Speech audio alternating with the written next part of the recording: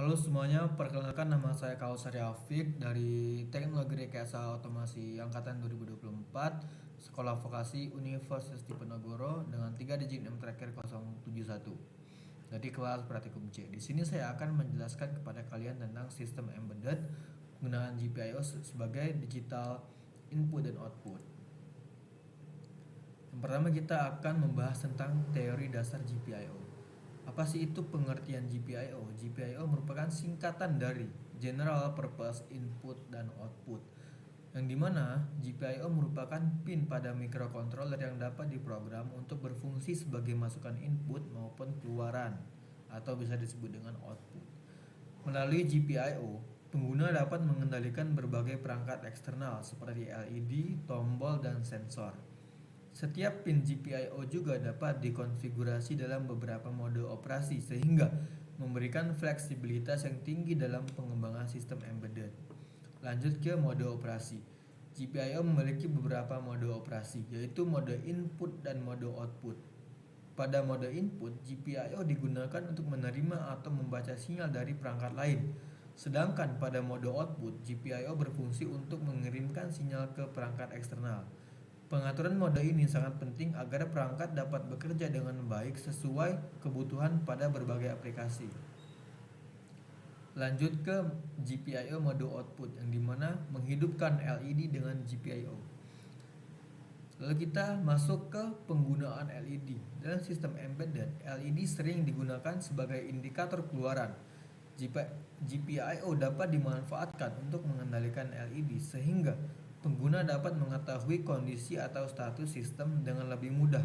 Ketika pin GPIO berada pada level high, arus listrik akan mengalir ke LED sehingga LED menyala. Sebaliknya, jika GPIO berada pada level low, LED tidak akan mendapatkan arus sehingga LED akan mati. Metode ini merupakan cara yang sederhana tetapi efektif untuk menampilkan kondisi kerja suatu perangkat. Lalu ke komponen rangkaian.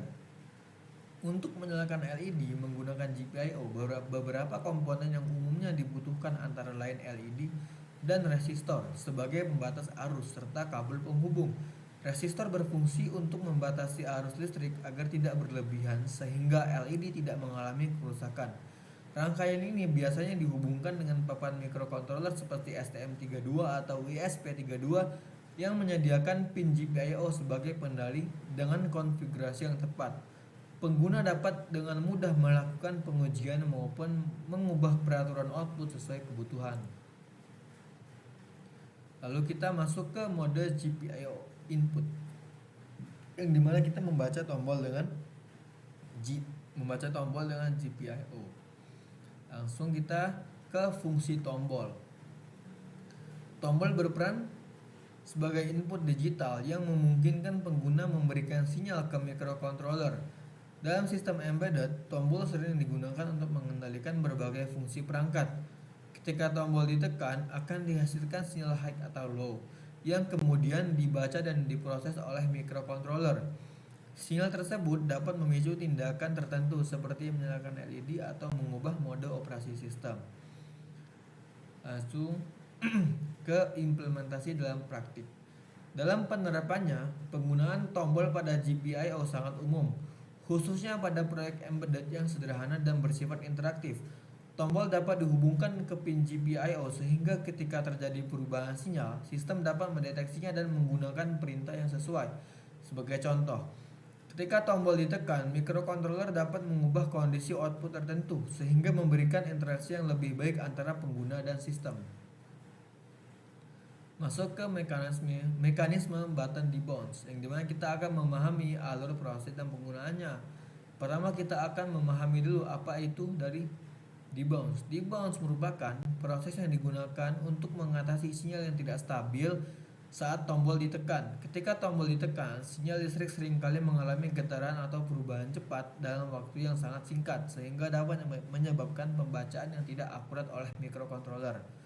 Oleh karena itu, diperlukan mekanisme debounce agar sistem dapat mendeteksi satu kali penekanan tombol secara tepat dan menghindari pembacaan yang berulang. Masuk ke cara kerja debounce itu, mekanisme debounce bekerja dengan cara memberikan jeda waktu tertentu setelah sistem mendeteksi sinyal dari tombol. Apabila selama jeda tersebut sinyal tetap stabil, maka sistem akan menganggapnya sebagai penekanan tombol yang sah. Dengan menerapkan teknik ini, perangkat embedded dapat menghindari pembacaan sinyal yang tidak valid serta memastikan setiap input dari tombol diproses dengan lebih akurat. Lalu kita ke konsep state machine, penerapan dalam sistem embedded. Apa sih itu definisi dari state machine? State machine merupakan model komputasi yang menggambarkan perpindahan antar kondisi dalam suatu sistem. Setiap kondisi mencerminkan status tertentu dari perangkat yang digunakan dalam pengendalian logika. Lalu implementasi praktis. Dalam sistem embedded, state machine digunakan untuk mengatur logika perangkat. Metode ini dapat diterapkan pada berbagai aplikasi seperti pengendalian lampu, pengaturan suhu maupun sistem penggerak. Sehingga perangkat dapat memberikan respons yang lebih terstruktur dan efisien. Contoh nyata. Nah, salah satu contoh nyata dalam penerapan state machine dapat ditemukan pada sistem kontrol otomatis pada robot. Dalam sistem tersebut, setiap kondisi yang terjadi akan mempengaruhi keputusan robot seperti bergerak, menghindari rintangan, atau berinteraksi dengan lingkungan di sekitarnya. Sini kita akan masuk ke perbandingan STM32 dan ESP32, yang dimana di antara dua microcontroller ini memiliki keunggulan dan fitur setiap komponen. Yang pertama, kita akan membandingkan efisiensi dari kerja prosesor.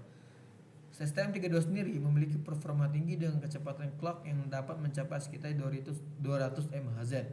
Sementara itu, ESP32 mampu mencapai kecepatan clock hingga 240 MHz, sehingga memberikan keunggulan tersendiri terutama pada aplikasi yang membutuhkan proses komputasi yang lebih intensif.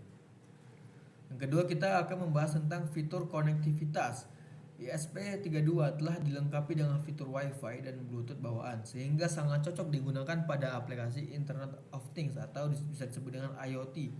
Sementara itu, STM32 lebih menekankan pada konektivitas melalui berbagai protokol seperti SPI, I2C, dan UART untuk berkomunikasi dengan perangkat lain. Yang terakhir, kita akan membandingkan konsumsi daya. STM32 memiliki efisiensi konsumsi daya yang lebih baik ketika berada pada sleep mode, sehingga lebih cocok digunakan pada aplikasi yang membutuhkan penggunaan daya rendah. Di sisi lain, ESP32 lebih sesuai untuk aplikasi yang memerlukan koneksi nirkabel aktif seperti komunikasi melalui Wi-Fi atau Bluetooth. Kita masuk ke konfigurasi awal perangkat lunak, yang dimana perangkat lunak beserta lingkungan pengembangannya, software pemrograman. Untuk memulai pemrograman pada STM32 dan ESP32 diperlukan perangkat lunak yang sesuai. Salah satu yang umum digunakan adalah IDE, Integrated Development Environment, seperti STM32 Cube IDE dan untuk STM32 dan Arduino IDE untuk ESP32.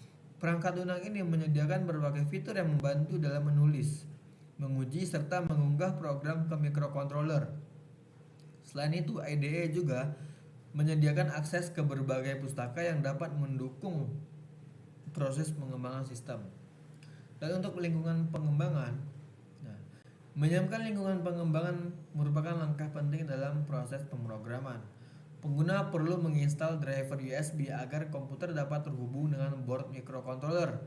Selain itu, penting juga untuk memastikan bahwa pustaka dan berbagai alat pendukung yang dibutuhkan telah tersedia. Dengan lingkungan pengembangan yang tepat, proses pemrograman dapat berjalan lebih lancar, efisien, dan mudah dilakukan. Ini merupakan contoh dari rangkaian pull out dan ini merupakan contoh dari rangkaian pull down. Di sini ada perbandingan adalah microcontroller STM32 dan ESP32. Di sini kita akan langsung masuk ke pemrograman, penjelasan pemrograman. Nah,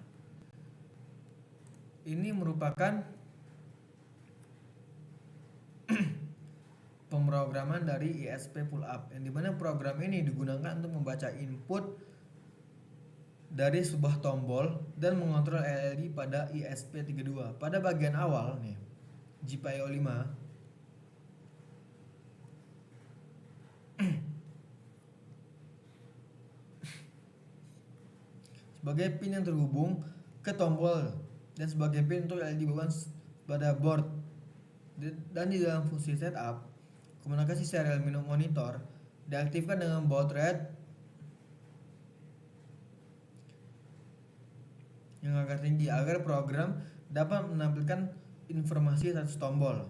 Nah, lalu pada fungsi loop, program akan terus membaca status tombol menggunakan digital read. Jika nilai yang terbaca low, artinya tombol sedang ditekan sehingga program akan menyalakan LED dan menampilkan pesan pada serial monitor. Sebaliknya, jika nilai itu high, berarti tombol tidak ditekan sehingga LED dimatikan. Oke, kita coba kita run ya. Dimana tidak ada error dikit nih. Tapi ini merupakan satu program yang untuk ASP pull up. Lanjut juga kita ke ASP pull down. Nah, program ini digunakan untuk membaca input tombol dan mengontrol LED pada ESP32 dengan metode pull down. Pada bagian awal program direpresentasikan sebagai 2 pin.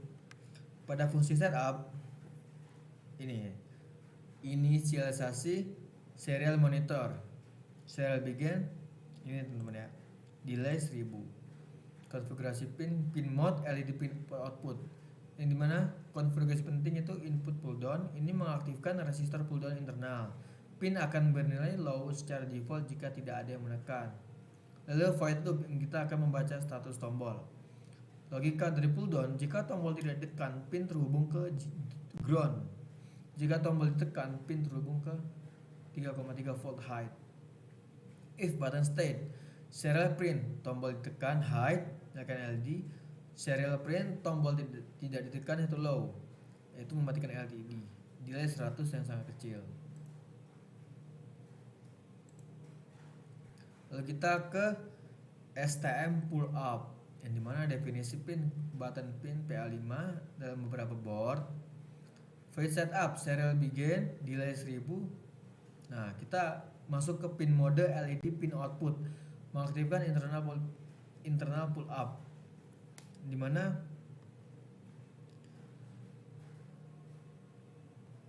program ini tuh jika tombol ditekan low, program akan menyalakan LED dan begitu juga sebaliknya. Lalu yang terakhir kita masuk ke STM pull down. Oke. Kita lihat problemnya nih, include error detector bisa include. Nah, merupakan kesalahan dari driver laptop saya teman-teman ya. Kemudian kita menggunakan include button Arduino.h, define button pin, button state. Nah, ini tuh untuk berfungsi untuk implementasi pembacaan tombol dengan metode debounce menggunakan state machine pada STM32.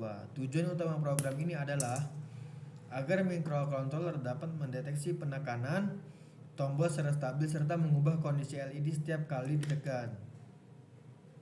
Setiap kali tombol terdeteksi, program akan mengubah jumlah hitungan penekanan tombol, mengubah status LED toggle, serta menampilkan informasi pada serial monitor. Ini merupakan contoh dari beberapa program yang kita gunakan teman-teman ya. Ini merupakan platform I/O ya. Lalu kita masuk ke dokumentasi atau hasil dari praktik tersebut teman-teman ya. Nah, ini merupakan dari hasil dari program ESP pull down.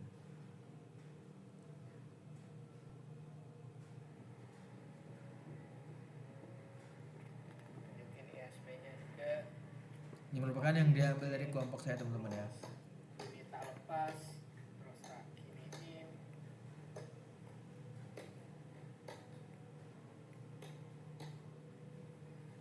Segitu doang sih. Lalu ini ke ISP pull up teman-teman ya.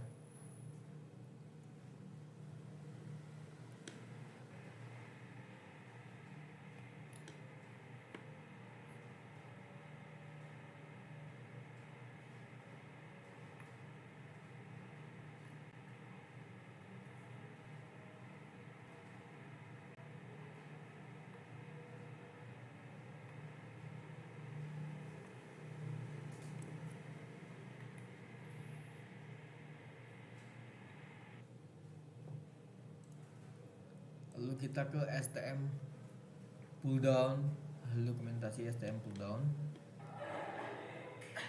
Ini berarti ini kayak full down ya. Iki apa sebenarnya beda siklik satu kok. Nanti pernah bedanya terus saya lepas full down dari ini.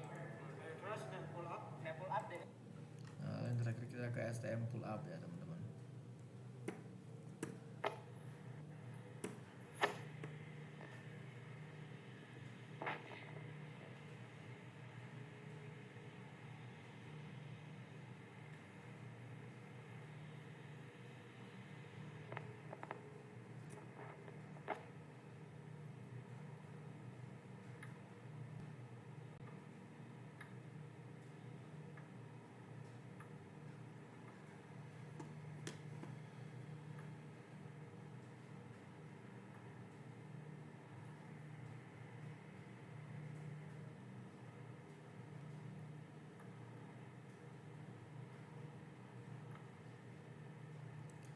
Oke, cukup sekian dari saya. Terima kasih. Apabila ada kesalahan atau ketidakmahiran, mohon maafkan saya karena ini saya masih juga belajar.